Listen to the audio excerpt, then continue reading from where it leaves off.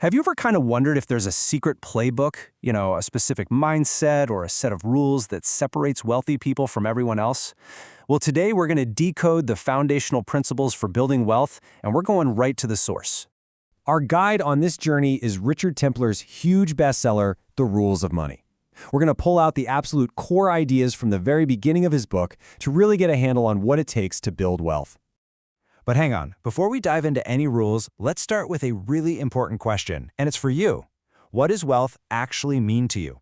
Seriously, is it just about having a big number in your bank account, or is it maybe something else entirely? Templer makes a great point here.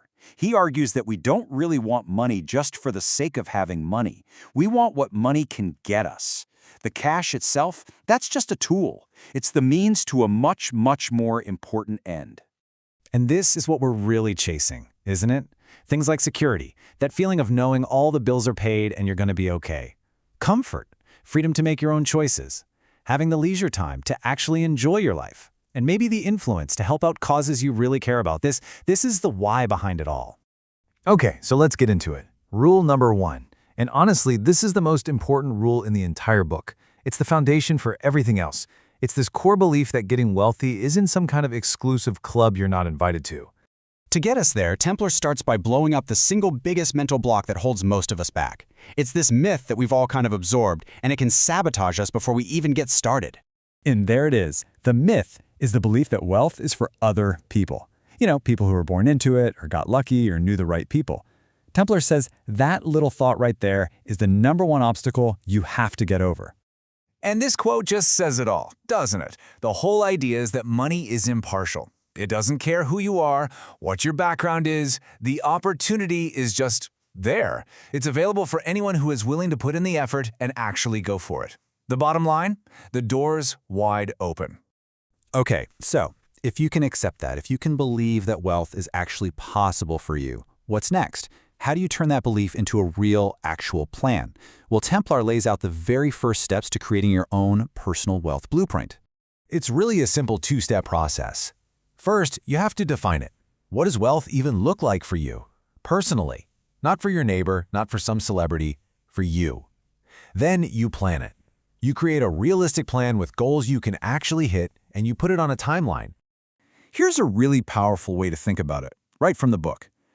Maybe for you, being wealthy has nothing to do with fancy cars. Maybe it's just this, having enough so that you never, ever have to worry about having enough again.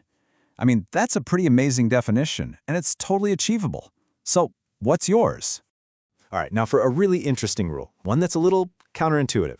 So once you've defined your goal and you've made your plan, your first instinct is probably to tell everybody, right? You're excited. Well, Templer suggests you do the exact opposite. Think about it like this. You're starting a new personal journey. It's a totally new direction for you. And because it's new, it's also a bit fragile. It needs to be protected from a lot of outside noise. Yep, Templer's advice is to keep it a secret.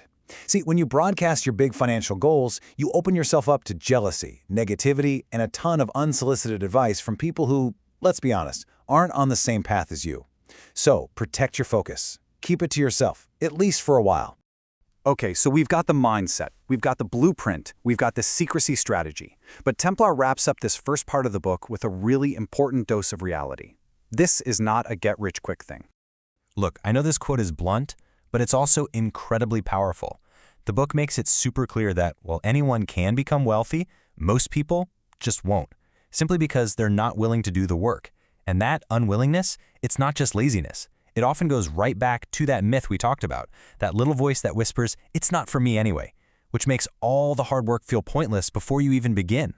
And this slide just lays it out perfectly. There are 2 paths. Over here, you have the passive dreamer. This is the person waiting for luck to strike, hoping for things to change, buying a lottery ticket.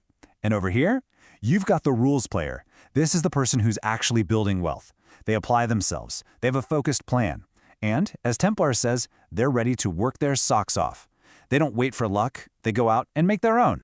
So there you go. That's the foundational mindset. Believe you can do it, define what it is, make a plan, keep it quiet, and be prepared to work. You have the first rules. So the only question left is, what's your first move?